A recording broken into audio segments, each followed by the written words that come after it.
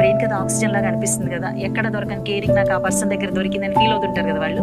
So అది miss అవ్వడానికి ఇష్టపడరు, రియాలిటీని యాక్సెప్ట్ చేయరు అనమాట. ఒక చిన్న మీకు టెస్ట్ చేసి చూపిస్తాను. ఒకసారి మన రెండు చేతుల్లో కలపండి మీరు.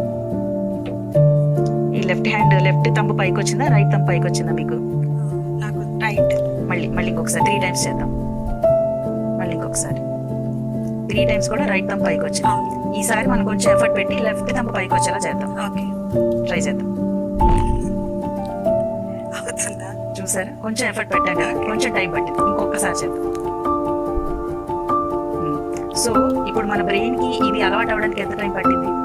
కొంచెం కష్టపడ్డాం. కొంచెం ఇది చాలా ఈజీ ప్రాసెస్, ఒక సెకండ్లో అయ్యే పని కాబట్టి కొంచెం ఎఫర్ట్ తోటి మనం దీన్ని చేయగలిగాం.